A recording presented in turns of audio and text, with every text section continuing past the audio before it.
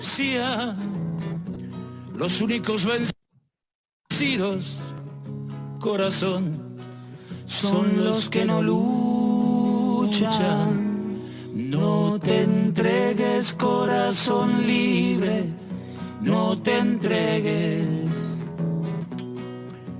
No te entregues, corazón libre, no te entregues.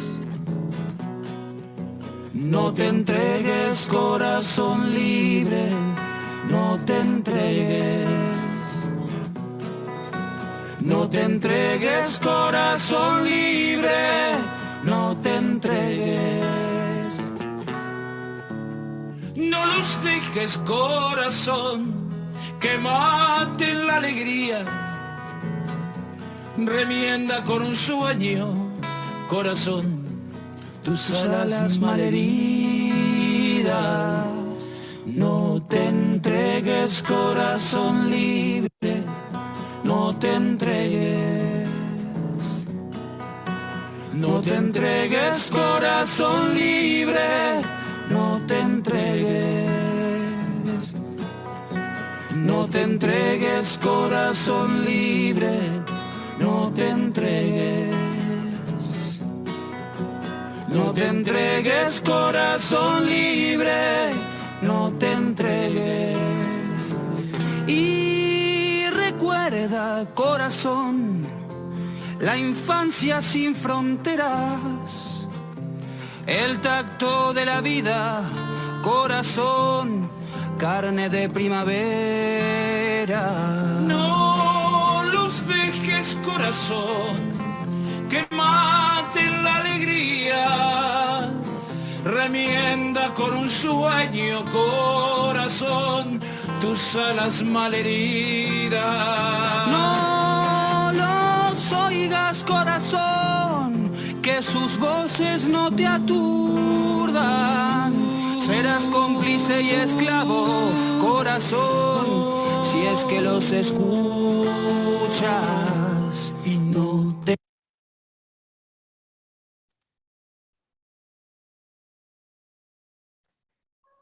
Bueno, buenas tardes, bienvenidas y bienvenidos a todos.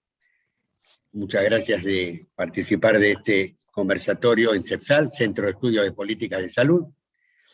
Yo soy Ricardo Blanco, voy a coordinar esto, junto con Rubén Sajem y Bruno Narváez.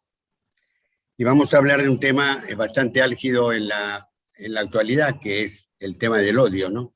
Hemos visto cómo ha avanzado, cómo la gente empieza a no tener miedo a decir cualquier barbaridad.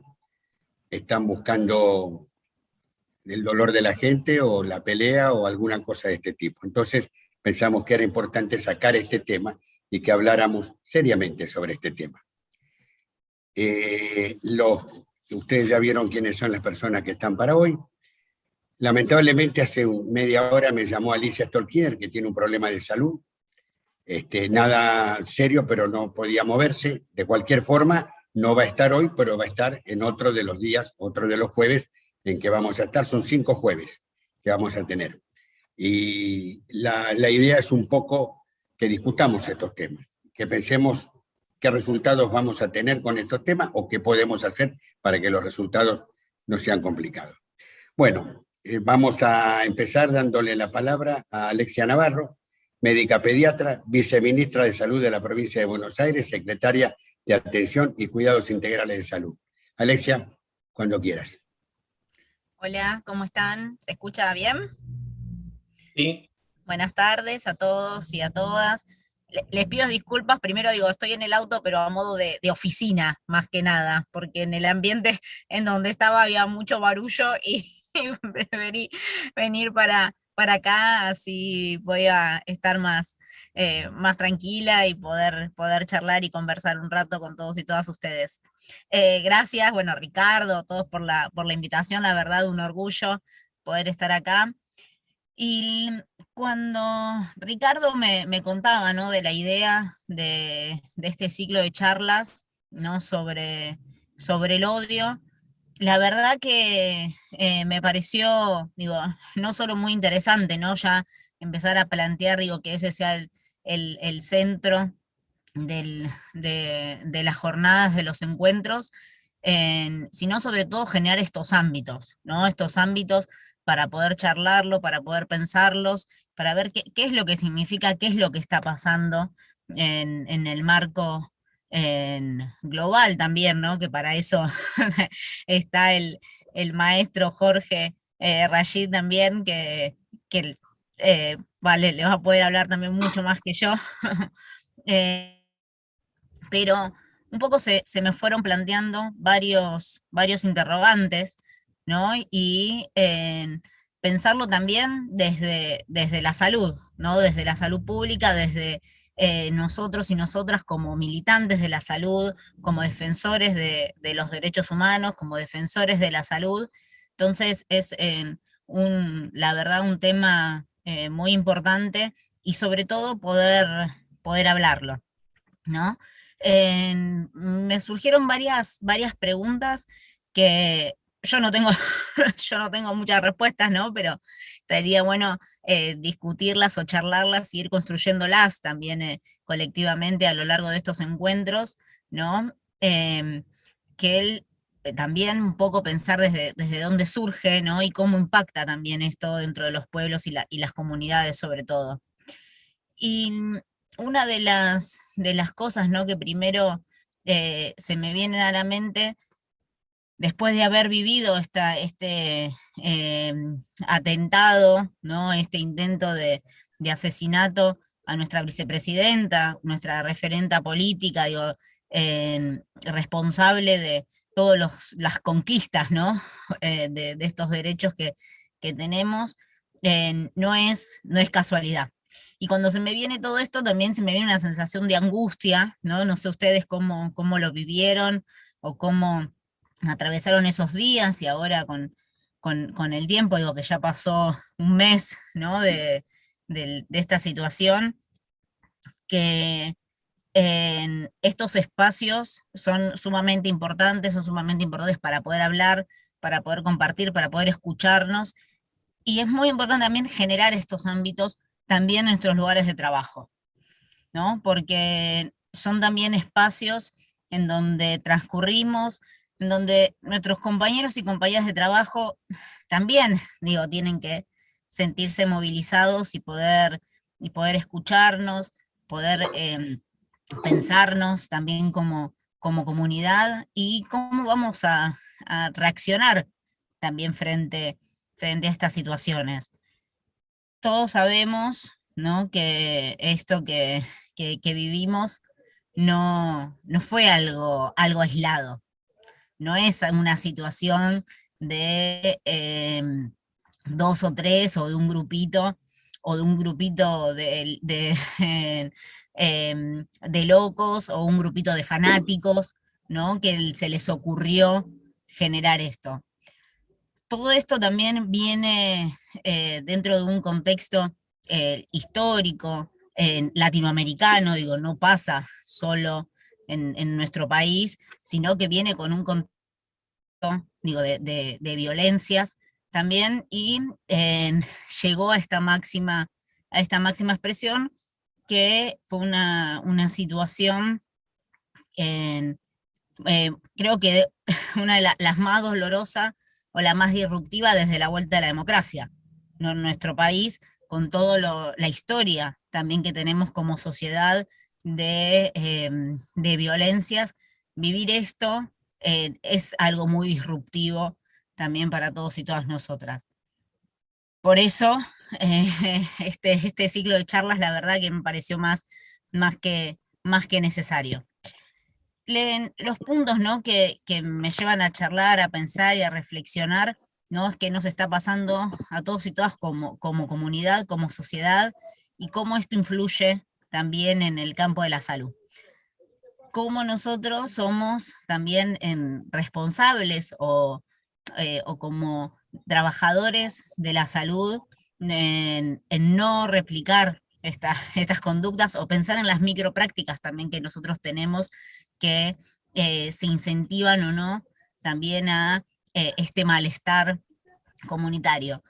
porque la verdad es que estamos atravesando también un contexto social y económico, ¿no? Internacional, una pandemia, una guerra, de mucha, mucha desigualdad, con el aumento o cada vez más ollas populares también, ¿no? Entonces estamos atravesando un contexto y un entramado social con una deuda adquirida por el gobierno anterior neoliberal de Macri, que nos dejó atados con un montón de condicionamientos, ¿no? Y todo un entramado social también más susceptible a estos discursos que nos están fomentando desde los medios de comunicación, desde la política, ¿no? Entonces, son distintas situaciones que vamos atravesando que tenemos que poder analizar y reconocer, ¿no? Las violencias, los discursos de odio, las broncas, los resentimientos que están dando vueltas históricamente en nuestra sociedad, y sobre todo en los estados capitalistas y neoliberales. Vemos no solo en nuestro país, sino en toda América Latina, en Brasil, que estas formas son formas de accionar y de atemorizar. Y el lawfare, ¿no? La persecución judicial, es también violencia, ¿no? Que estemos escuchando todos los días Cristina Chorra es una violencia, ¿no? Digo, que ejercen todos los días sistemáticamente en los medios de comunicación, incluso desde la política y desde niveles de la oposición principalmente. Ni hablar, si nos podemos hablar de América del Norte, de países como Estados Unidos, que la violencia también se ve de forma implícita en las calles, ¿no? En las calles, en los barrios, en las escuelas, ¿no? En las mismas instituciones del Estado. Entonces, tenemos que también poder identificar lo que nos pasa a nosotros. Yo, charlando, ¿no? Yo doy clases en la UBA de Salud Pública, y una de las, cuando apenas pasó esta situación, que traje, ¿no? El tema también con los alumnos en las clases, decían eso, también planteaban qué hubiera pasado si la hubieran matado, ¿no? ¿Qué hubiera pasado si efectivamente, digo, que son cosas que uno no quiere pensarlo, ¿no? Pero es lo primero que se nos viene también en la cabeza, qué hubiera pasado si la mataban a Cristina adelante de todo el pueblo, adelante de las cámaras de televisión, y surgía que se armaba una guerra civil, ¿no? Del otro lado, la pregunta que me hacían también mis alumnas eran, bueno, pero ¿qué es una guerra civil en nuestro país? Y en nuestro país no están armada. Digo, no tenemos la cultura, digo, gracias a Dios, ¿no? Como también quisieron imponer o naturalizar esta de estar armados o tener también, ¿no? Las armas de libre portación en nuestras casas. Digo, pero sin llegar a eso, ¿no? Todas las situaciones que se dan, tenemos que nosotros tener la responsabilidad de analizarlas, de no entrar, digo, en una vorágine de violencia, y sobre todo garantizar los derechos humanos. Digo, garantizar que esto no suceda y garantizar los derechos, y entre esos derechos está el acceso a la salud.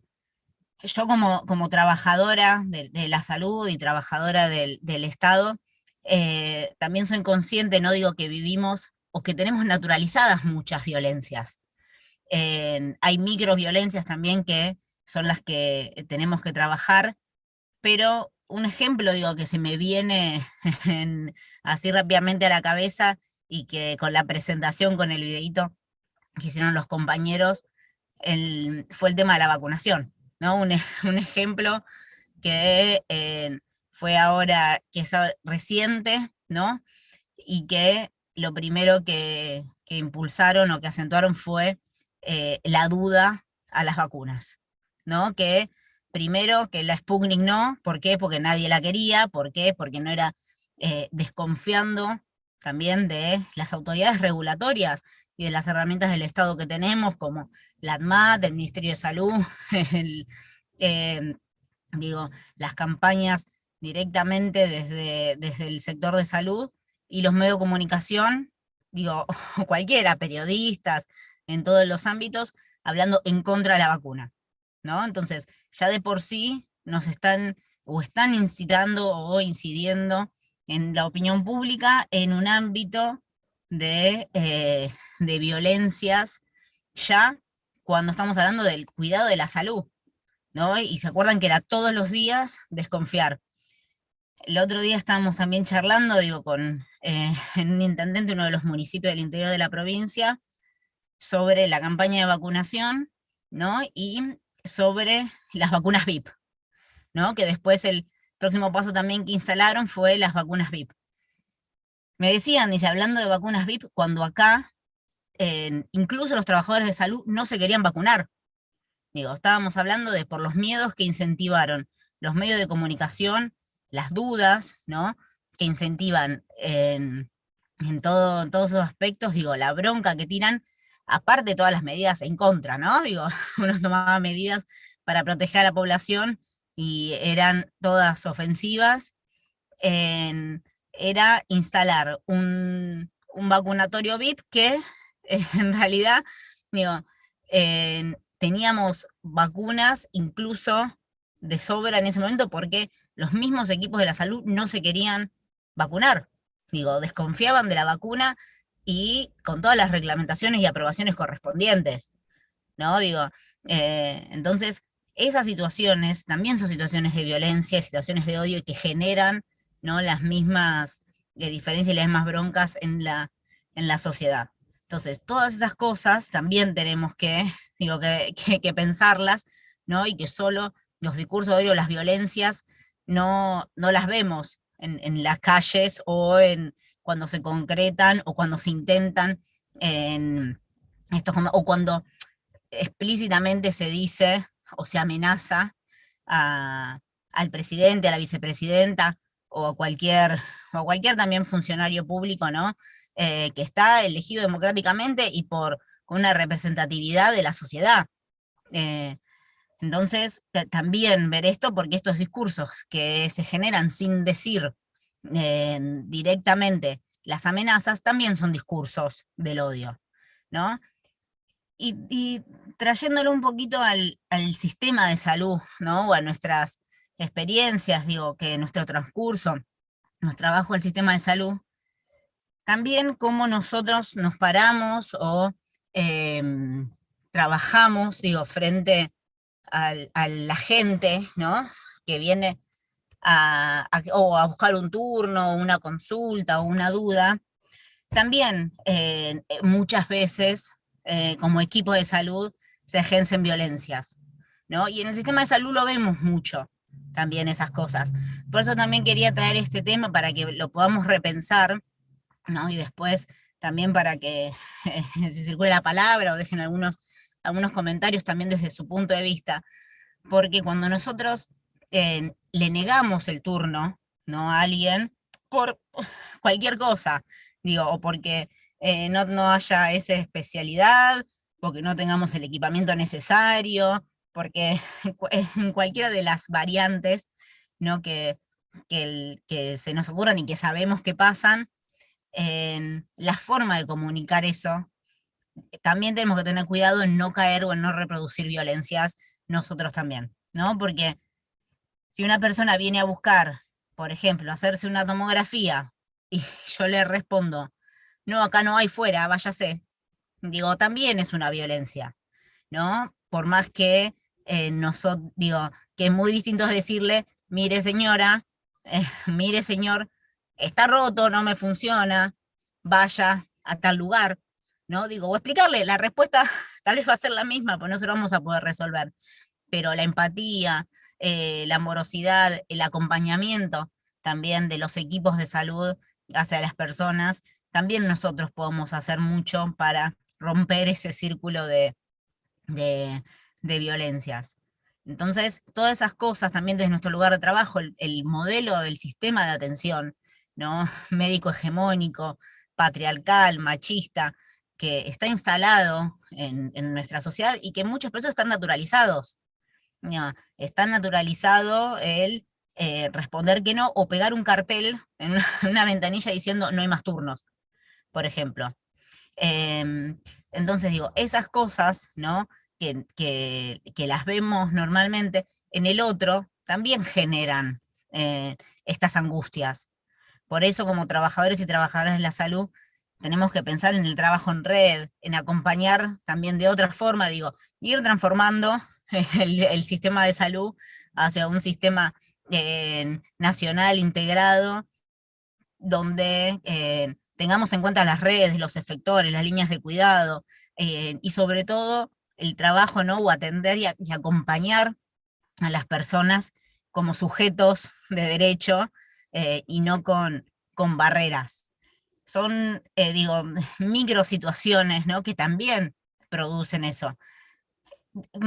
Ni hablar, digo, si es alguna enfermedad, digo, o cuando la persona necesita alguna medicación, por ejemplo, oncológica, ¿no? Que anda boyando o recorriendo distintos efectores con el miedo de lo que le puede pasar por cada día que no la toma, o no lo inicia, o no consigue un turno, que tal vez no cambie nada, pero genera esos miedos, esas incertidumbres, y nosotros somos los que tenemos que acompañar en esas situaciones, ¿no? Por eso también quería un poquito que pensemos también sobre la organización de los cuidados, ¿no? Pensarnos también dentro de ese esquema y cómo hay determinados ámbitos que se terminan naturalizando estas violencias, que es lo que no nos puede pasar. Por otro lado, digo, incluso, ¿no? en la infraestructura, digo, o naturalizar atender en ambientes feos, o con, no sé, sillas o camillas rotas, ¿no? Digo que cuando nosotros recorremos los hospitales con todas las carencias, ¿no? que tienen, digo, o las salitas o los centros de salud, también, digo, pensamos, digo, aparte de toda el déficit de infraestructura histórico y la desinversión histórica que hubo en la provincia de Buenos Aires en infraestructura de hospitales, los equipos de salud tienen naturalizados trabajar en ambientes, no feos, ¿no? Pero digo, como que uno ya se acostumbró, ¿no? Y eso también es un problema, digo, nosotros hablamos con los equipos y te responden, sí, hice el reclamo 2 veces, y como no se solucionó, ya está, ¿no? ¿Hace 2 veces cuándo? Y 2 veces hace 7 años. Entonces, digo, quedó ahí ese pedido hace 7 años, no se solucionó, y el mismo trabajador o trabajadora de la salud ya abandonó esa pelea. Cuando también uno como trabajadores y trabajadoras tenemos que tener garantizado trabajar en ambientes lindos, ¿no? Trabajar en tener los elementos, el equipamiento y todo, eso también es responsabilidad del Estado, de garantizar los derechos y generar ambientes de trabajo favorables. Entonces digo, todas estas cosas son micro cosas que generan o suman también a las violencias que vivimos, que escuchamos, que transitamos como sociedad, y yo estoy segura, digo, que nuestra sociedad es una sociedad o un pueblo solidario, ¿no? Tenemos mucha historia también, nuestro pueblo, digo, cuando nosotros hablamos de los movimientos antivacunas, en nuestro país no existe, y sabemos la responsabilidad de la vacunación, y la vacunación como medida de salud pública, sabemos el esfuerzo que se hizo, digo, por organizaciones sociales, por militantes, en el barrio, en los comedores, por sostener las ollas populares, por llevarle la comida a las familias que estaban aisladas durante el COVID. Digo, son todas estrategias que como sociedad nos organizamos y salimos adelante. Digo, entonces no nos tenemos que dejar ganar, ¿no? por todos estos discursos que lo que hacen es alimentar la bronca en una sociedad netamente, digo, capitalista, donde el beneficio de uno es a expensas de ganarle al otro, ¿no? Entonces, todas esas cosas que nos lleva esta sociedad son los que nosotros tenemos que tener una mirada crítica y constructiva para garantizar el acceso a los derechos. ¿Qué es lo que más le molesta, digo, a la oposición, ¿no? Por ejemplo, digo, que los y las trabajadoras puedan irse de vacaciones, por ejemplo, ¿no? Digo, una cosa es la caridad y las organizaciones de beneficencia, y otra cosa es el peronismo que piensa en los derechos de los trabajadores, que piensa en un ascenso social, que piensa en un salario digno y en trabajar en comunidad, ¿no? Entonces, digo, esas cosas son las principales herramientas o los principales, digo, desafíos que nosotros tenemos también como colectivo, el seguir avanzando sobre este lado, trabajar sobre el acceso de la salud y no dejar que estas cosas pasen, se reproduzcan e incluso ser parte de ellas, ¿no? Por eso digo, toda la presencia del Estado en este sentido, como un Estado que garantice los derechos, es fundamental, y no podemos dejar, como les decía, que estas acciones violentas o los discursos de violencia, ni naturalizarlos, ni que sigan sucediendo. Bueno, les voy saludando, digo, los voy dejando así también. Le paso la palabra a Jorge, que tiene mucho más para decir que yo, y después, si tenemos unos minutitos de intercambio, también me gustaría escucharlos y escucharlas sobre estos aspectos que fui abordando para seguirlos trabajando también. Gracias.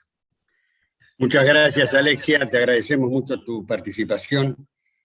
Bueno, como vemos y nos damos cuenta todos, yo creo que este tema del odio es una psicopatología boomerang, ¿no? Creo que le hace más daño al que lo hace que al que lo recibe, pero bueno, esto es así. Bueno, ahora le vamos a dar la palabra a este muchacho que yo lo conozco hace muy poco, hará 45 años más o menos, no hace mucho, que se llama Jorge Rachid, gran amigo de muchos años. Médico del trabajo y sanitarista, profesor de ciencias sociales, integrante del movimiento Primero la Patria y asesor del gobierno de la provincia de Buenos Aires. Doctor Rachid, tiene la palabra.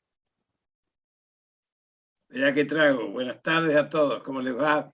Gracias, Alexia. Muchísimas gracias. Lindo escucharte, como siempre. A todos un abrazo grande. Obviamente la temática del odio invade varios territorios.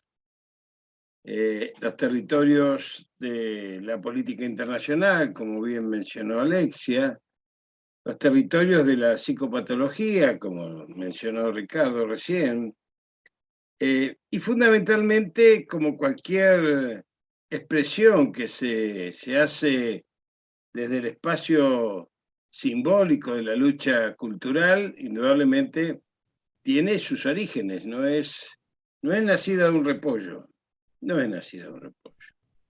Tampoco es nacida simplemente del odio. Es una estrategia, es un guión, está diseñado y tiene que ver con un momento determinado de la situación política internacional y local, que si no se empieza por lo internacional, difícil es de comprender. Ustedes saben que el general Perón nos enseñó que la política es la política internacional.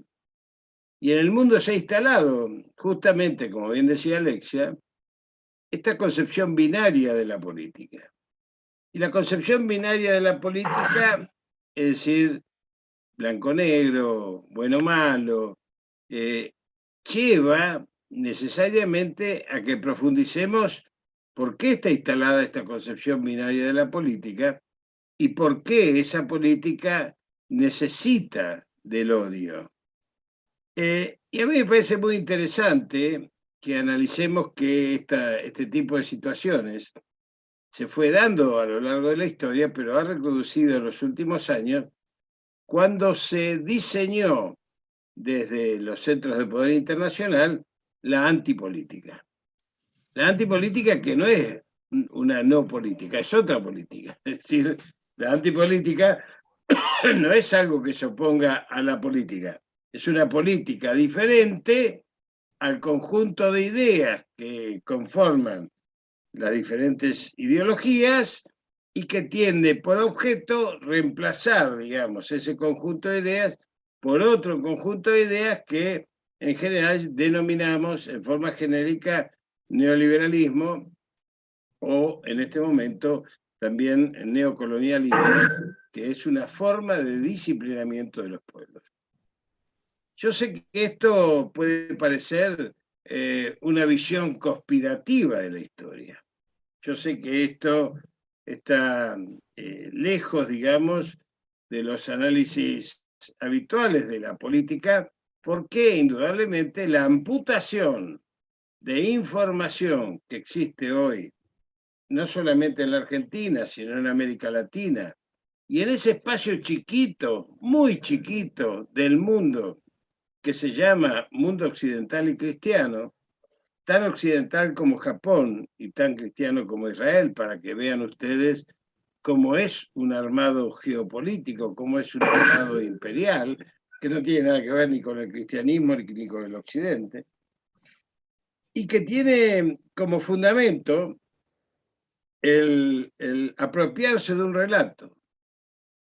Y yo los quiero, como a mí me gusta ir y volver de la historia, quiero recordarles que el relato que existe en la Argentina es un relato similar.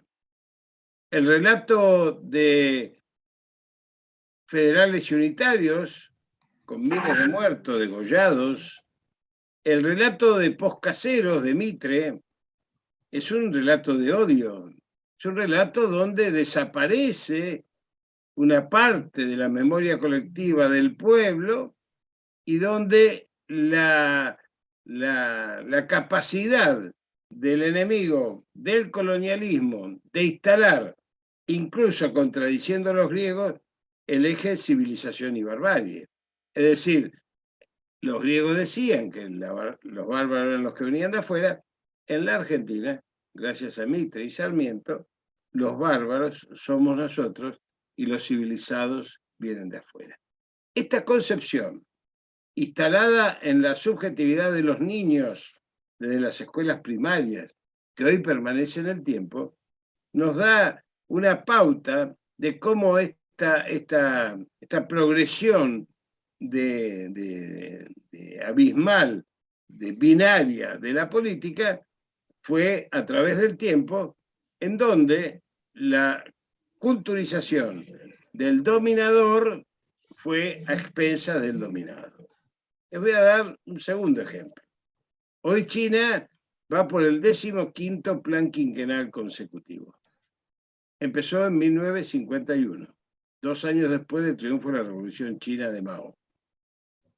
Fue en el 2014, en realidad el 15, ya van por el 16.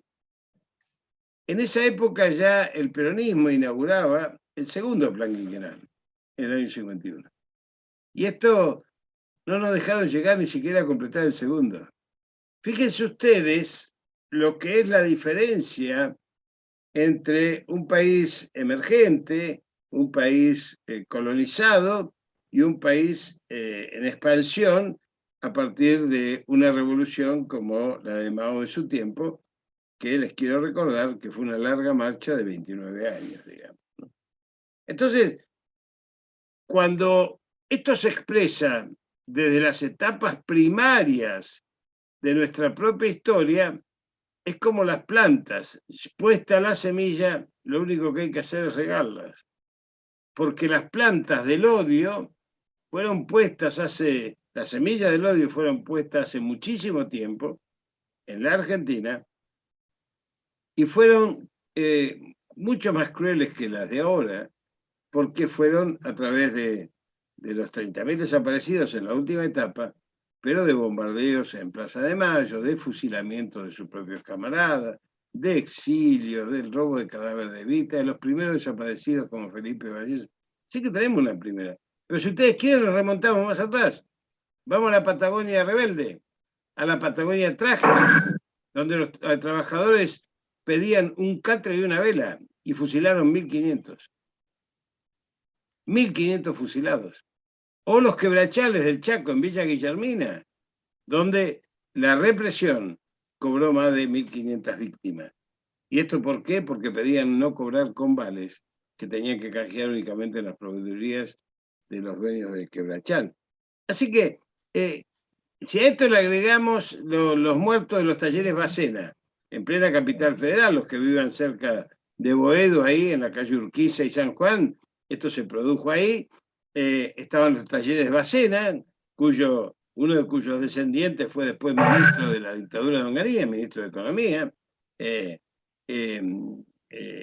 y la verdad es que esa represión era porque los trabajadores pedían reducir sus horas laborales a 8 horas, y fueron reprimidos con 7 muertos el primer día, pero más de 150 muertos el día del velorio, cuando todos acompañaban el cotejo fúnebre. Entonces no es un odio nuevo. O sea, este odio existe en la sociedad argentina, es un odio que se viste de antipopulismo, de antiperonismo, de antiterrorismo, de anti lo que sea. Pero en esta etapa, donde, como bien decía Alexia, no hay procesos armados, no hay procesos confrontados en formas supuestamente violentas, yo quiero recordarles de que justamente lo que está pasando en el mundo es una necesidad de guerras. ¿Por qué? Porque el mundo está cambiando.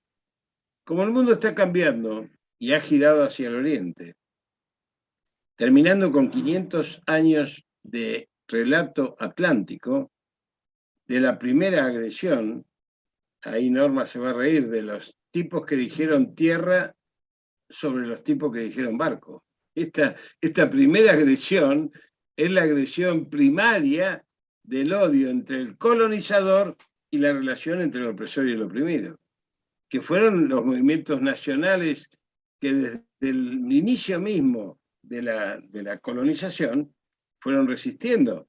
La rebelión de Tupac Amaru no fue una rebelión indígena, fue una rebelión de movimiento nacional. Ahí participaban sectores incluso españoles que estaban republicanos, como lo que después hicieron la revolución, la de Tupac Atari también.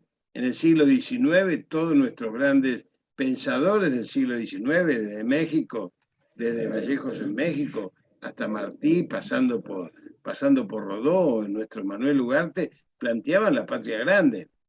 La agresión anglosajona hizo la balcanización de América Latina y destruyó la memoria colectiva, o por lo menos intentó lastimar la memoria colectiva de los pueblos latinoamericanos, que, como vimos rápidamente, cuando se juntaron las potencias de Lula, Néstor y Chávez, permitieron reconstruir a través del UNASUR una conciencia colectiva. O sea, hay cuestiones muy fuertes que van dando de alguna manera paso a los sistemas de odio. Si no, fíjense en los billetes que tenemos en los bolsillos, donde existen las ballenas, los pajaritos, los yacarés, porque el tema de la colonización justamente tiende a borrar la memoria y la identidad de los pueblos. Esta memoria y identidad de los pueblos que se está hoy dirimiendo el lago Mascardi con la agresión, desgraciadamente, de un gobierno como el nuestro, que es nacional, supuestamente nacional, pero deja de ser popular cuando 200 gendarmes atacan 40 personas, de las cuales llevan cuatro mujeres al penal de Seiza en el día de hoy, como llevaban a Juan Cafulcurá al Museo de la Plata para exhibirlo y para que muera ahí absolutamente desarraigado de su tierra y de su identidad. Entonces, fíjense cómo incluso el tema de la propiedad privada, que dejó de ser una propiedad social como figuraba en la Constitución de 1949, hoy desaloja a los mapuches y protege a los Benetton, protege a los Lewis, protege a Midland, a Turner y a toda la Patagonia Austral con más de 3 millones de hectáreas en manos anglosajonas y con una OTAN en Malvinas que tiene un diseño estratégico sobre el Atlántico Sur que está destinado al mar territorial argentino, a la Antártida y a los pasos bioceánicos como Beagle, Magallanes y Cabo de Hornos. Ustedes dirán, ¿qué tiene que ver esto con el odio? Miren, cuando la colonización avanza, el problema de los pueblos es que empiezan a naturalizar la relación opresor-oprimido. La naturalización de situaciones que indudablemente en otras circunstancias no serían aceptadas por el pueblo, empieza a darse en las jóvenes generaciones como estamos viendo. ¿Por qué? Porque transcurrido determinada etapa de una situación cultural, primero cultural, de 5 décadas, neoliberales, que después avanza sobre lo económico, avanza sobre lo financiero y avanza sobre lo institucional, debilitando la democracia, como es hoy la Corte Suprema de Justicia, de 4 canallas, criminales, corruptos, como hemos visto en la pandemia, como bien decía Alexia, cuando nos impidieron el DNU de cuidado de vidas en la tercera ola, te acordarás, Alexia, en la tercera ola, nos impidieron eso por un reclamo de Rodríguez Larreta y Schiaretti, y los 4 canallas que no iban a trabajar por miedo al virus, mandaron al espacio público 16 millones de argentinos a morir, 42.000 muertos en 3 meses cuando habíamos tenido 50 y pico de mil muertos en un año. Esto determina también el odio. Pero yo quiero decirles de que esto que sucede, me enjuago un poco la boca, se me seca, esto que sucede no viene de un repollo.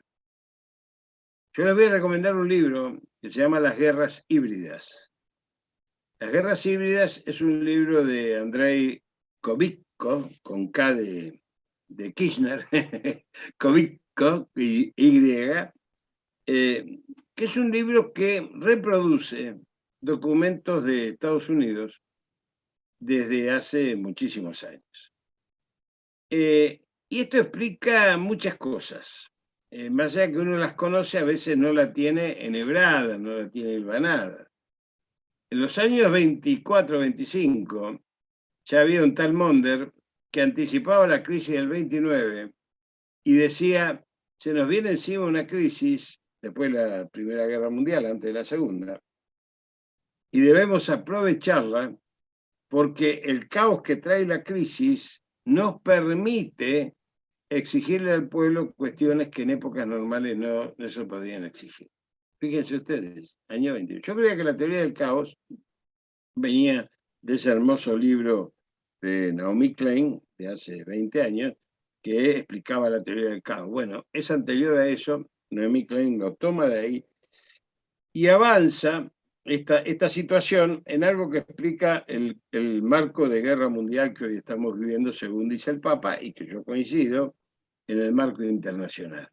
Porque en los años 70, un señor llamado Zbigniew Brzezinski, que escribió varios libros, las personas mayores como Ricardo Blanco se deben acordar de Brzezinski, asesor de Carter y después de Kissinger, que todavía está vivo, con 90 y pico de años, está más lúcido que muchos dirigentes, pero es un asesino de 8 millones de vietnamitas, digo, para que recordemos, porque los demócratas y los premios Nobel de la Paz en el mundo son todos asesinos. Obama, premio Nobel de la Paz, se cargó 2,5 millones entre Irak, Afganistán, Libia y Yemen y Siria. Así que bueno, o sea que ustedes estén seguros que si matan menos de 1 millón son asesinos, pero si matan más de 1 millón tienen el premio Nobel de la Paz garantizado. Así que, bueno, sigamos en términos, yo a veces distiendo un poco porque es tan duro esto que les voy a contar, que parece mentira, pero Brzezinski en los años 70 decía, miren, Rusia es un país con Crimea, es un imperio. Por lo tanto, si Estados Unidos quiere conservar y aumentar la hegemonía del mundo unipolar, debe avanzar sobre Eurasia. Eurasia. Quien domina Eurasia, domina el mundo. Y ahí es donde viene ya la primera etapa del odio, porque yo no crean que me olvido de esto que estamos hablando. Cuando cae el muro de Berlín, la OTAN tenía 21 países. Estaba construida la OTAN como sector de defensa. No hay que confundir la OTAN con la Unión Europea, son dos cosas diferentes, aunque parezcan similares. La OTAN es un mecanismo de defensa de ejércitos unidos que cumplen órdenes y están comandadas por una coalición fundamentalmente instalada entre Estados Unidos, Gran Bretaña, hasta ahora con Alemania y Francia, que se va debilitando.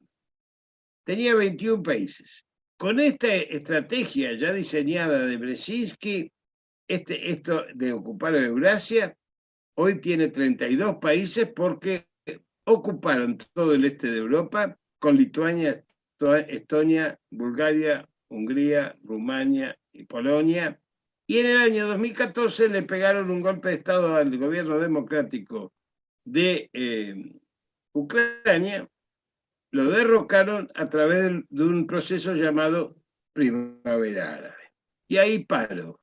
¿Por qué? Porque las primaveras árabes, como las llamaron en su momento, fueron procesos convulsivos destinados a provocar el caos, aumentando el odio y proponiendo la polarización política binaria en cada uno de los países de Europa del Este, lo que dio nacimiento a los procesos xenófobos de derecha, ultranacionalistas, pero que también tenían una base cierta porque los fondos de inversión supranacionales que coparon absolutamente el aparato mediático a nivel internacional fueron arrasando las soberanías nacionales y esos pueblos además a partir del odio también eligieron o trataron de elegir algunas banderas soberanas. Nunca todo es de un solo color, nunca todos los malos de un bueno y todos los buenos del otro, y si incluso uno estudia lo que hoy está planteando la primera ministra italiana, tan ultramontana que no se puede creer,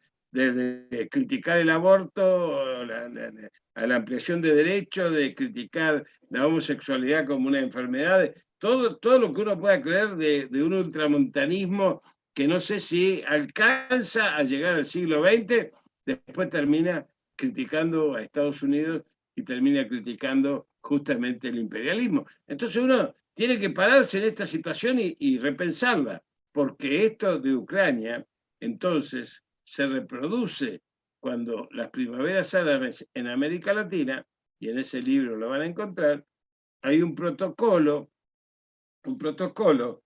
que se llama Protocolo para el Tratamiento de Gobiernos Hostiles.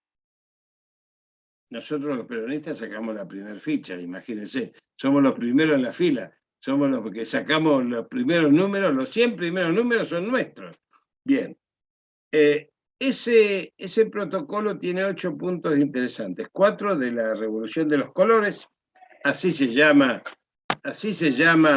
el protocolo de tratamiento de los gobiernos hostiles, y cuando se los diga, ustedes van a pensar rápidamente en lo mismo que piensa cualquier argentino que esté involucrado mínimamente en acciones políticas, políticas sanitarias, política educativa, en lo que sea.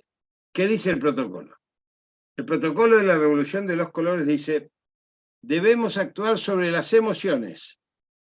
Las emociones son amor, fundamentalmente, a través de los medios y a través de las redes. Entonces, esto hace 15, 16 años, no me acuerdo bien la fecha. Segundo, dice, hay que crear sentimientos antigubernamentales. Estamos hablando del protocolo para gobiernos hostiles a Estados Unidos, ¿eh? Hay que crear sentimientos antigubernamentales. Hay que hacer manifestaciones ante cualquier iniciativa del gobierno, sea del nivel que sea. Ahí Alexia hablaba muy bien el tema de los barbijos, ¿no es cierto? El tema de la antivacuna, el tema de todo aquello nos combatían. Ahora el tema de los impuestos, mañana el tema, cualquier tema va a llevar a manifestaciones violentas de sembrar el odio con las orcas y las bolsas de cadáveres a partir de estos protocolos. Y después dice, en el cuarto punto de esta revolución de los colores, hay que crear líderes sin historia política. ¿Les gustó? Yo sé en quién están pensando todos, así que ni siquiera lo voy a referir para no ensuciarme la boca. Entonces, pero esto puede fallar. Ellos mismos reconocen que este tema de la revolución de los colores sigue siendo una revolución en paz. Todavía no hay hechos de violencia que generen todavía, y puede suceder de que los gobiernos resistan este tipo de situaciones, que resistan las manifestaciones, que resistan la violencia mínima de pedradas, esas cuestiones. Y en ese caso hay que pasar a la guerra de cuarta generación. Les recuerdo que está escrito. En la guerra de cuarta generación, entonces, si no funcionó lo anterior, vamos a los Camacho en Bolivia y llegamos al golpe. Llegamos al golpe institucional. Pero acá en la Argentina, entonces esos 4 puntos también ustedes los van a poder referir sin que yo los nombre, porque son muy claros. El primer dice, la guerra de cuarta generación, entonces, si no dio resultado la revolución de los colores, empieza con los atentados selectivos. Cristina Fernández de Kirchner. Atentados selectivos. Toma de edificios públicos. Toma de edificios. Incendio de edificios públicos e infiltración violenta en las manifestaciones gubernamentales. Esto es lo que se viene. O sea, hay un cambio de etapa.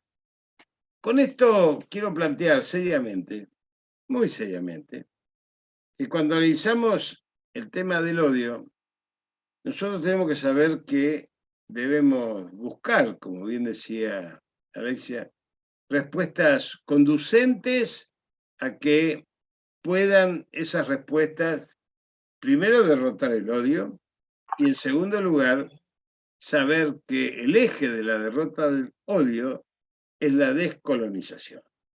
No va a haber derrota del odio sin descolonizar la cultura que todos tenemos encima como cultura dominante de los últimos 50 años. Esto significa que la naturalización de conductas tanto institucionales como conductas, tanto como económicas, que las tomamos naturalmente, me parece que tenemos que empezar a revisarlas desde otro punto de vista. Yo les nombré la Suprema Corte de Justicia de la Nación. Y yo soy médico de Milagro Sala y de todos los detenidos, incluso de Ricardo Jaime, que todavía sigue en prisión, estamos por sacarlo dentro de unos días, y lleva 7 años de prisión preventiva, cosa inédita si hay algún abogado en este Zoom. No existe eso en la Argentina. Se le acaban de prolongar por 6 meses más el TOF número 1, que ya sabemos que es el embudo de esta Corte Suprema que impidió el funcionamiento del Poder Ejecutivo Nacional e impidió el funcionamiento del Senado que preside Cristina Fernández de Kirchner. ¿Cómo lo hizo? En el Senado, cuando el Senado toma una resolución que le es propia, que es volver a 2 jueces a sus lugares para los cuales fueron designados, porque fueron puestos en otros lugares estratégicos por parte del enemigo, esos jueces esa resolución del Senado de la Nación fue declarada inconstitucional por estos 4 canallas. ¿Quiénes son esos jueces? Esos jueces, Boriski y Hornos, los jueces que tienen que revisar el fallo de Cristina Fernández de Kirchner. Entonces, la Corte Suprema y estos 4 canallas, que le impidieron también al Poder Ejecutivo durante la cuarentena que funcionase el DNI que declaraba Internet servicio público para todos los habitantes del país, porque son empleados de Clarín. Esto es otra de las cuestiones que hace a su criminalidad. Obviamente nosotros, este tipo de situaciones, caracterizando a la Corte Suprema de Justicia como la cabeza de la hidra de este proceso colonizador que ha debilitado la democracia en el país y ha generado el odio, justamente amparando a aquellos jueces que no dieron lugar a todas las denuncias efectuadas en su momento por estas prácticas odiadoras amenazantes que ya datan de mucho tiempo atrás y que siempre fueron tomadas como simples herramientas políticas, hasta que llegó este atentado. De cualquier manera, yo debo decirles con una mano en el corazón, no tengo demasiadas expectativas con este juicio mientras no desplacemos la Corte Suprema de Justicia de la Nación.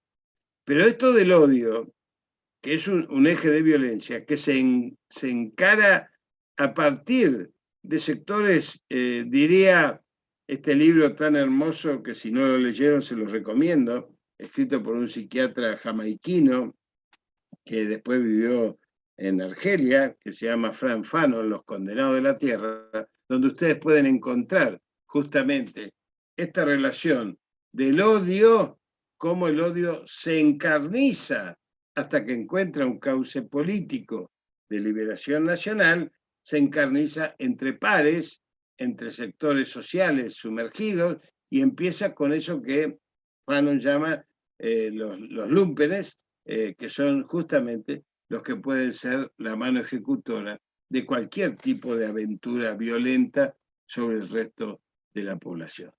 Esto mismo no crean que no pasó en Estados Unidos. Esto mismo pasó en Estados Unidos. Cuando yo le pregunto en las charlas sobre política internacional que suelo dar, ¿quiénes fueron los 11 pilotos de los aviones en las famosas Torres Gemelas? ¿De qué nacionalidad eran? Nadie me sabe contestar. Me contestan que eran iraquíes y afganos. Ninguno era iraquí, ninguno era afgano. Eran 9 árabes sauditas y eran 2 yemenitas. Grupos lúmpenes, contratados, adiestrados, puestos a manejar aviones, prestos a ser capacitados y a morir por una causa que seguramente ellos creían, pero fueron utilizados justamente para una expresión tan violenta que cambió el eje del mundo y nos cambió nuestra cotidianeidad. Porque hoy todavía cuando viajamos en avión, todo nos pasa, nos quieren hacer sacar los zapatos, el cinturón, nos miran el calzoncillo o la bombacha, es decir, es una situación humillante y esto es una situación de colonización y de opresión sobre los pueblos determinada por aquello que Estados Unidos llamó el eje del mal.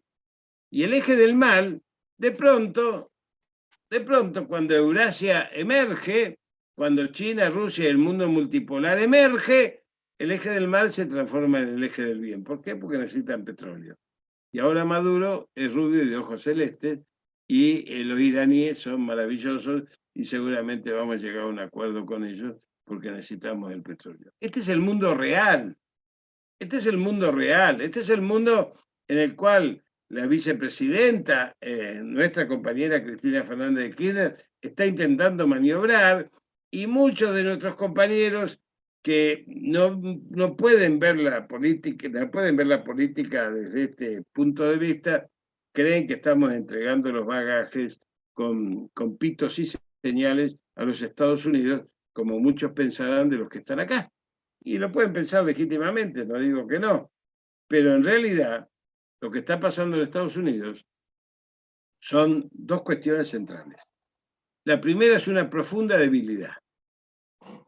Esto de que el mundo giró hacia el oriente, la pérdida de espacios vitales en el mundo por parte de lo que antes eran áreas estrictamente desde la Segunda Guerra Mundial de Estados Unidos, como el Mar de la China, donde pasa el 70% del comercio mundial, donde ahí las artificiales chinas estaba la 7ª flota, hoy ya no le sirve la 7ª flota, donde antes controlaban el estrecho de Hormuz, donde pasa el 60% del gas y el petróleo para Europa, ya no lo controlan, el estrecho de Calama, la ruta del Ártico, la ruta de la seda, los convenios que tienen con Italia y Francia fundamentalmente, el desarrollo del Banco Asiático de Infraestructura e Inversión, que tiene 112 países, que compite con el Fondo Monetario Internacional, donde está Francia, está Italia, está Alemania, está Inglaterra, está Australia, está Nueva Zelanda. 112 países, que son los que operan sobre la Organización de Cooperación de Shanghái, que es la máxima organización de comercio del mundo, 4.200 millones de personas que están absolutamente invisibilizados por esta mirilla que es el mundo occidental y cristiano. La Argentina, por suerte, está en el Banco Asiático. La Argentina, por suerte, a través del BRICS y su incorporación al BRICS, entra en la dinámica de la Organización de Cooperación de Shanghái y entra al mundo multipolar. Pero mientras tanto, como la debilidad de Estados Unidos no solamente se da por las pérdidas de sus áreas de influencia, sino que se da por un debilitamiento muy fuerte del dólar, que hasta hace 12 años ocupaba casi el 85 al 90% del comercio mundial, y hoy está llegando a menos de un 60%. Este debilitamiento es muy bueno para el resto del mundo y muy malo para América Latina. Y cuando digo malo para América Latina, lo digo en serio. Con ese manual de tratamiento de los gobiernos hostiles y más con una emergencia de gobiernos progresistas en América Latina, estamos en una situación donde seguramente, así como en una etapa, gracias a Néstor, Lula y Chávez, después con la incorporación de Correa, después con la incorporación de Evo, con la incorporación de Mujica, también con los neoliberales como Piñera y Santos en Colombia, pudimos reconstruir la patria grande del UNASUR y la CELAC. Seguramente sabíamos ya en aquel momento que siempre el imperio prepara una contraofensiva en su patio trasero, porque es lo único que le queda.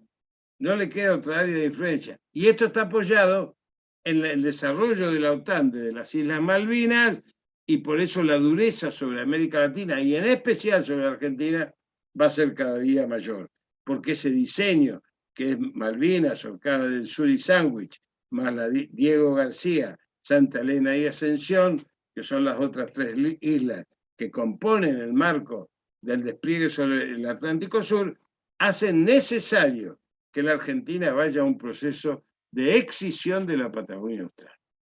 Por eso lo de los mapuches no es casual, por eso no es casual que el ex gobernador de Mendoza haya dicho que él preveía que Mendoza puede llegar a separarse de la Argentina continental, y esto no sucede de casualidad. Yo les pido que piensen que Yugoslavia era un país hasta hace pocos años, y la necesidad de hacer la Unión Europea, de conformar la Unión Europea con un eje fuerte basado en Alemania, Francia e Inglaterra, hizo necesario desatar la guerra de Kosovo, la guerra de Serbia, la guerra de Macedonia, la guerra de Montenegro, la guerra de Serbia, que indudablemente fue provocada por estos países y que indudablemente fueron reconocidos rápidamente los 7 países que hoy es la ex Yugoslavia. Entonces la Argentina está en un proceso así, y miren, con la vuelta obligada la Armada francesa e inglesa que venía a remontar el río Paraná, vieron como me voy para la historia otra vez, por algo soy artiguista, que fue el primer peronista, yo se los digo, venían a fundar la República Mesopotámica, venían a fundar Misiones, Entre Ríos y Corrientes como República Mesopotámica, una nueva. Esto no se dice, no lo dice Mitre, esto está escrito, esto lo pueden buscar, y lo que pasa es que solamente el revisionismo histórico logra llegar a eso. Y Mitre lo presenta como una derrota, las batallas de Obligado, Tonelero y Quebracho, que fueron 3 batallas donde las flotas fueron tan dañadas que tuvieron que desagraviar el pabellón nacional, y lo que nadie sabe es que en ese momento tuvieron que devolver la isla Martín García, que estaba ocupada por los ingleses. Entonces, estas historias que vienen del fondo de la historia, ¿qué era la Armada inglesa y francesa en 1848, en la Vuelta Obligada? Era la OTAN de hoy. Era la OTAN de hoy. ¿Quiénes eran las fuerzas que dividieron Yugoslavia? La OTAN de hoy. ¿Qué fuerzas provocaron hoy la guerra, que es una guerra entre Rusia, OTAN y Estados Unidos, que se desarrolla en territorio ucraniano? La OTAN. La OTAN tiene derecho a existir después que no existe el Pacto de Varsovia y de incumplir todos los tratados. Entonces, lo que acá hay es una avanzada de guerra, porque así como la industria farmacéutica, Rubén, necesita crear enfermedades para vender medicamentos, la industria armamentista del complejo militar industrial farmacéutico de Estados Unidos necesita crear guerras para seguir vendiendo. Esta semana vendieron más de 7.000 millones de dólares en armas, de los cuales 3.000 millones fueron a parar a Ucrania. Esto tiene un doble sentido. El sentido de la venta propia de las armas, con las ganancias que eso significa, siempre ventas ilegales, y la segunda, el endeudamiento de esos países para someter su soberanía a los designios de Estados Unidos. Entonces el odio, cuando lo quieren reducir a cuatro canallas, a 4 asesinos, a cuatro loquitos, como dijo alguno por ahí, uno puede encontrar 100 loquitos, 200 loquitos, pero acá hay un diseño que va a llevar a la Argentina a un proceso de espiralización de la violencia para la cual tenemos que estar preparados, porque nosotros tenemos que saber dónde dar la respuesta que nunca va a ser violenta, porque nos enseñaron las madres y las abuelas de Plaza de Mayo cómo es el tema del manejo de los tiempos con memoria, verdad y justicia. Y ese manejo de los tiempos incluye que nosotros tengamos capacidad de apuntar a la cabeza de la hidra, como en este momento la Corte Suprema de Justicia de la Nación. Porque además de eso, nos generan el odio, porque el golpe de Estado que se frenó hace un mes y medio, se frenó por la movilización popular, sigue siendo un eje sobre el cual trabaja el odio, porque la inflación provocada por el aumento de los precios corrobora el golpe de Estado judicial, el golpe de Estado financiero, donde siguen operando con el tema del dólar, y el golpe de Estado empresarial con los precios, y el golpe de Estado mediático que sigue disparando contra Cristina Fernández de Kirchner y el peronismo en forma cotidiana. Entonces nosotros en ese sentido tenemos que saber que o somos capaces de tener respuestas enérgicas a este tipo de situaciones, digo enérgicas con la pluma de la democracia y la Constitución Nacional. Tenemos la ley de defensa de la democracia, tenemos la ley antimonopólica, tenemos por simple decreto la posibilidad de restablecer la ley de medios de comunicación audiovisual, pero tenemos la fuerza entonces para desalojar los mapuches. Bueno, ahí está la contradicción que hoy tenemos y que seguramente en este año y medio vamos a tener que transitar muy fuertemente, porque no vamos a poder quedarnos solamente en la movilización, no vamos a poder quedarnos solamente en una estrategia electoral, sino que vamos a tener que tener un marco organizacional, institucional, que permita tener a todos los sectores sentados sobre la mesa para poder tomar decisiones estratégicas.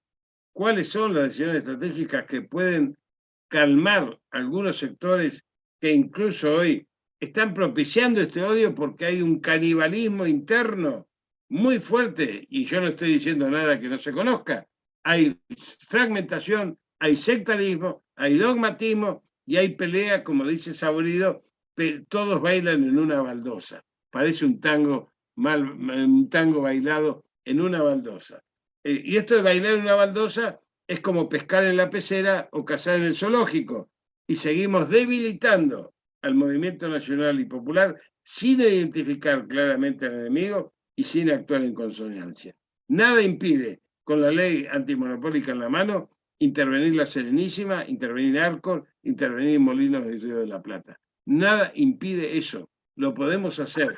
Claro, la justicia lo va a declarar inconstitucional. ¿Por qué? Porque tenemos una Corte Suprema de Justicia canalla, corrupta y criminal que alimenta el odio, amparando este tipo de situaciones e incluso amparando este proceso de fragmentación de la investigación para evitar llegar a los responsables últimos, instigadores y financiadores del crimen que se intentó cometer y que se cometió porque fue un intento de homicidio y que ahora quieren hacer pasar como un chiste de cuatro desatinados. La verdad es que yo creo que nosotros nos está faltando mayor capacidad de movilización, mayor capacidad de decisión, y nos está faltando también mayor claridad en expresarle a todos nuestros compañeros, a todos nuestros amigos, a todos nuestros vecinos, lo que está pasando en el mundo y en el país, porque si algo nos enseñó Perón es que conducir es predicar y predicar es persuadir.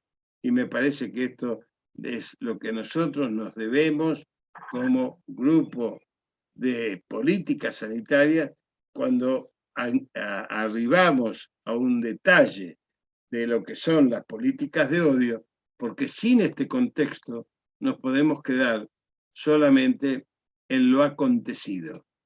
Y lo acontecido es diferente a lo sido. Lo acontecido es el relato del disparo que no salió.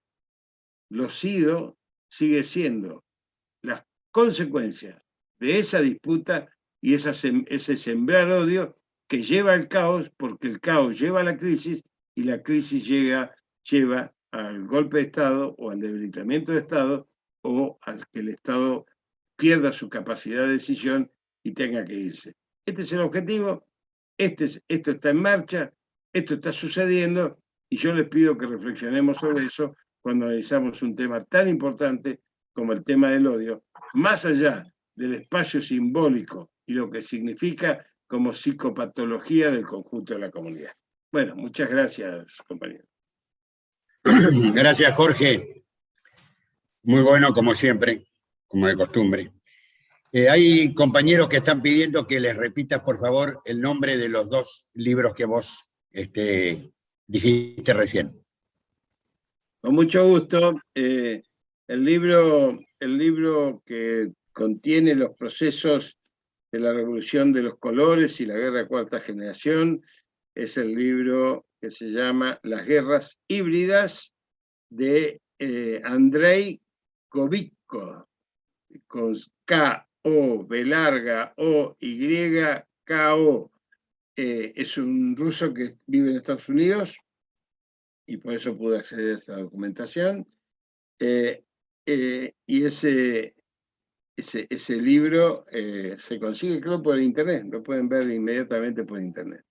Y el otro libro es, que se lo recomiendo fuertemente, porque es un libro muy parecido al libro de Pablo Freire, ¿no es cierto?, de la pedagogía del oprimido, ¿no es cierto?, que se llama Los Condenados de la Tierra, y es de Frantz Fanon, con doble N. Libro hermoso de los años 60, y que explica entonces cómo la violencia se genera por etapas, primero en forma horizontal y después en forma vertical, cuando encuentra un objetivo de lucha, en este caso lo que fue el Movimiento de Liberación Nacional de Argelia, que lo pueden ver reflejado muy claramente en una película que se llama La Batalla de Argelia, para los que no la vieron, buscarla en YouTube, de Pontecorvo, el director, una excelente película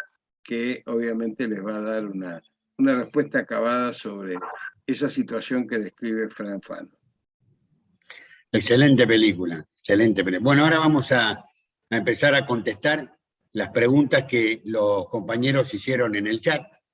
Les vamos a ir contestando. Antes quería agradecer a un compañero que es del Partido de la Costa, Esteban Darío, que es el que cantó la canción que hicimos en el video del comienzo, él con su hijo, que es el conjunto Los Callas del Tuyú, y un militante de la costa, un militante nuestro, una persona que lucha también mucho como nosotros.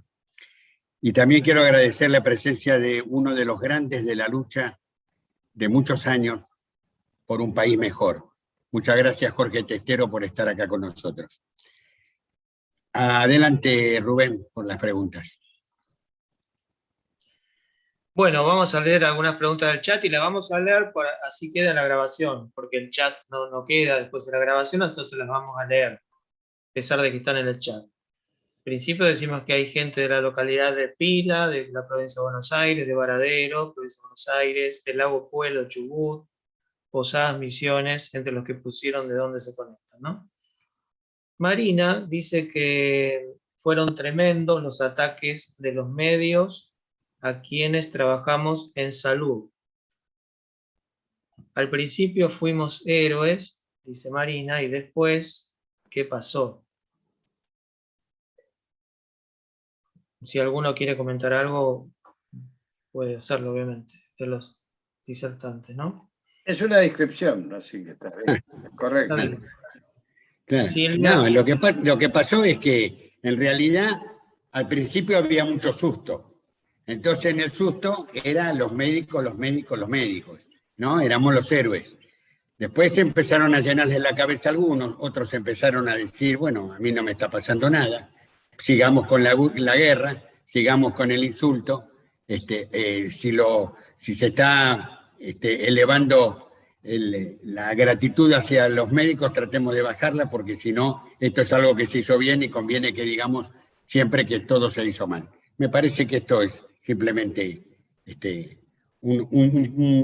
una parte de algo programado, como dijo Jorge, y tiene razón, ¿no? Esta está No programada. los médicos, sino los trabajadores de la salud, ¿no? Bueno, en general, sí. Y sí. trabajadores esenciales, porque murieron los recolectores de residuos y las cajeras de supermercados. Todos los trabajadores esenciales son héroes en esta historia de la guerra pandémica, que nunca dejaron instalar como guerra pandémica, porque cuando hay una guerra, lo que se defiende es la vida frente a cualquier otra discusión, mientras que acá, mientras estábamos defendiendo la vida, querían cerrar el déficit fiscal. Y nadie sabe cuánto se gastó en la pandemia, y se gastó el 11% del presupuesto nacional, que es prácticamente la suma de todo el presupuesto de educación, todo el presupuesto de salud y todo el presupuesto de ciencia y tecnología, para dar una respuesta acabada hasta de cuarta dosis a la mayoría de la población argentina. Entonces, cuando hablemos, tenemos que estudiar estos temas para poder rebatirle a estos canallas realmente que se limpian la boca en los medios, y que obviamente también yo soy partidario de ir a pelear a los medios hostiles, que son mucho más divertidos, digo, por otro lado, que ir a los medios amables. Y también yo creo que lo que no tenemos que olvidar, comparto totalmente lo que acaban de decir tanto Ricardo como Jorge, pero fundamentalmente no olvidemos que hay una subjetividad implantada por el neoliberalismo, que es la del individualismo más acérrimo. Así como en el primer momento el miedo hacía que el aplauso se desencadenara todas las noches, después, cuando el miedo fue cediendo, apareció el repudio a la gente que vivía en el mismo edificio. El andate, que vos trabajás en un hospital y nos vas a contagiar a todos. Eso es monstruoso. Pero eso es la subjetividad de los medios dominantes, cómo nos formatean la cabeza en el individualismo más cerrado. ¿Por qué? Porque cuando pensamos en el otro, somos muy peligrosos, porque nos juntamos y trabajamos en común. Bueno, yo les pido, yo les pido vamos, por favor que nos manejemos con el chat, porque si no, son a, demasiadas.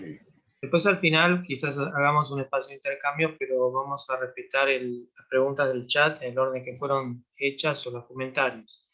Bueno, Silvia comenta que hay mujeres con niños en el penal de Seiza, a raíz de algo que dijo Jorge. Bueno, Silvia era la que preguntaba por los libros, que Jorge ya los repitió. Ana pregunta, o se pregunta, ¿qué hacer cuando el odio pasa a la acción, como vimos? Bueno, algo dijo Jorge también, ¿no?, sobre eso. Liliana comenta que el proceso de descolonización debemos hacerlo en lo cotidiano. Reflexiona también Liliana que también hay que hacerlo implementando la educación intercultural bilingüe. Y agradece al doctor Rashid su sensibilidad hacia los pueblos milenarios y su visión pluralista y social. Sí, la verdad es que la educación bilingüe existe en prácticamente todas las provincias del norte, y en Neuquén, donde yo estuve durante tantos años, en mi provincia de adopción, existe también hospitales de medicina ancestral en Ruca Choroy, por ejemplo, ahí cerca de Luminé. Si van por ahí, visítenlo, es un hospital hermoso. Y en Formosa, donde se entregaron a los Wichí 300.000 hectáreas, se hicieron 54 escuelas manejadas por maestros Wichí bilingües. Así que esto es muy importante saber, por eso se ataca tanto a Formosa. También se hicieron más de 35 centros de salud en esas 300.000 hectáreas, también con profesionales mapuches, wichis, que salieron de la Universidad de Formosa, donde prácticamente un 30% de la matrícula de la Universidad de Formosa son wichis y donde hay ministros wichis. Así que esto no se dice, generalmente no se sabe, no se conoce, y realmente el ataque a esa provincia es justamente un ataque de la inclusión plena de la comunidad organizada en una concepción absolutamente peronista desde el punto de vista filosófico. Bueno, ahí Ricardo Balcheta saluda desde Río Negro y comenta que la importancia de la interculturalidad en nuestra región, es decir, en donde él está, y pertenece a la comunidad Nehuenco, Río Negro, y trabaja en proyectos de interculturalidad en salud. Dice Ricardo Yanquileo, un excelente compañero al que le mando un fuerte abrazo, y ahora que van a tener el tren en la zona sur, porque viste, como todo el mundo le contesta a alguna boba que habla por televisión, nos olvidamos de las buenas noticias. El tren de la zona sur va a empezar, el tren a Tucumán ya empieza, el tren a Rosario ya es cotidiano, el tren a Zárate tiene 32 frecuencias diarias, pero como estas cosas no se hablan, porque todo el mundo está contestando lo que dicen los bobos y el enemigo, entonces las cuestiones que andan, porque yo les quiero aclarar algo, el enemigo nos ataca por lo que hacemos bien, no por lo que hacemos mal. Son muchas cosas que hacemos mal, pero nos ataca por lo que hacemos bien, ¿eh? Entre ellas el gasoducto que construimos en 6 meses, entre Vaca Muerta y Salqueló, y que ahora empezó la segunda etapa, con más de 8.000 trabajadores, que se hizo en tiempo récord y que cambia la matriz energética. Tampoco nadie habla más de la vacuna Grierson, nadie habla más de los 2 satélites nuestros que tenemos para enviar, nadie habla más del reactor de baja intensidad Karen, que a Estados Unidos le faltan 5 años para completarlo y nosotros estamos en condiciones ya de empezar a exportarlo el año que viene, que es un reactor nuclear. Manejamos el ciclo de uranio enriquecido, tenemos la producción que está pidiendo todo el mundo de los radares triple D, igual que las turbinas que se fabrican en Mendoza, pero nadie habla de esto. Muchachos, todo el mundo está deprimido porque el enemigo nos penetra con la teoría de la resignación, de que está todo perdido, Entonces nosotros tenemos que salir a militar con esperanzas, con utopías para llenar la mochila, porque si no, transmitimos resignación y dolor al conjunto del pueblo argentino en vez de transmitir esperanza, que es lo que necesitamos transmitir. Perdón, se me va la lengua a veces cuando se me calienta el pico. Bueno, ahí dice Richard, doctor Rashid, lo esperamos en Río Negro, así que Jorge va a tener oportunidad de viajar en tren. Yo le pediría a Ricardo... Que vaya separando el corderito, decirle. Yo le pediría a Ricardo Yanquileo que le diga a sus compañeros que participen de este conversatorio, que vengan, que para nosotros va a ser un gran honor la presencia de ustedes en este conversatorio. Hola, ¿qué tal? Perdón. Sí, vamos a ahí seguir. Está, Ricardo. Richard, ahí está Richard. Hola, perdón. Dice, Richard? Hola. Un placer. ¿Cómo andás, mi viejo Lugo? Un gran saludo y bueno, soy un gran adepto de usted y un gran seguidor y aprendiz de todo lo que usted nos viene dejando a los más jóvenes, y el trabajamiento se va a dar y la lucha la vamos a dar, la seguimos dando en el territorio como debe ser, con mucha esperanza, fuerza y bueno, con peronismo. Se combate con peronismo. es así. Y bueno, Bien. pronto sí Muy bien. coordinaremos que sí venga y lo esperamos pronto, como siempre, acá en Río Negro, en la zona. Bueno, separa el corderito, que ahí vamos. Bueno, Che, gracias. Richard, una Gracias, pregunta, Richard. ¿ya empezó a abrir el micrófono? ¿Ya empezó el tren de Bahía Blanca a Bariloche? Aún no, están en etapa están probando maquinaria, pero ya es un hecho. Se calcula que entre diciembre y enero se va a alargar el primer tramo de Bahía a Bariloche. Perfecto, excelente. Bueno, gracias, no tenía la información completa. Sé que se cambiaron los durmientes, así que Sí. eso se hizo, Sí. eso se hizo. Sí, Bueno, sí, Mira, muchísimas gracias. Richard, Un te abrazo comento grande. algo. Hace unos años atrás había hecho yo un documental sobre el envejecimiento en los pueblos originarios. Ahí lo hice con el grupo neuquino, con el grupo mapuche neuquino. Por supuesto, también con la gente de Formosa, con la gente de Los Collas, o sea, eran 4 o 5 grupos. Bueno, ahí cuando se cambió el gobierno quedó allí sin terminar en el medio. Obviamente no les llevaron mucho el apunte. Con gusto, bueno, intercambiamos teléfonos, email y todo el material es bienvenido. Estamos trabajando en poder, al menos en los hospitales donde las complejidades son 4 y 3B, donde tenemos comunidades de pueblos originarios, tener nuestros consultorios de interculturalidad. Estamos trabajando en ese proyecto en la legislatura. Además estoy como concejal también, así que estamos trabajando en toda esa cuestión desde la Comisión de Salud, el Frente Ciudadano de Salud, soberanía sanitaria, bueno, todos los frentes que militan la salud, estamos trabajando en ese proyecto para que en Río Negro podamos contar con al menos los consultorios de interculturalidad, apuntando a un hospital intercultural. Bueno, Rubén, seguí con las preguntas, por favor.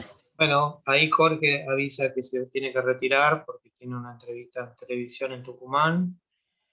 Hay un comentario de Alexia Navarro, nuestra disertante, que se tuvo que retirar también recién. Recordemos que Alexia es médica pediatra, viceministra de Salud de la provincia de Buenos Aires, y dejó escrito en el chat un comentario, una reflexión. No quiere dejar de mencionar la forma, no quiere dejar de mencionar la toma de los colegios de la Ciudad de Buenos Aires y la forma en que el gobierno de Rodríguez Larreta ejerce cada vez más violencia hacia los pibes, pibas y sus familias. Este es un comentario de Alexia. En el tercero de estos conversatorios va a estar Alberto Silioni, que va a hablar de este tema. Bueno, yo les agradezco muchísimo la presencia a todos ustedes. Los espero el jueves que viene, que va a estar Elena Taber, una arquitecta de planificación regional, Jorge Elbaum, que es sociólogo y economista, y Andrés Larroque, que es ministro de Desarrollo de la Comunidad en la provincia de Buenos Aires. Así que los esperamos el jueves que viene para seguir viendo qué hacemos con esto del odio, ¿no? Y qué hacemos con los que tienen el odio también. Muchas gracias a todos, los esperamos.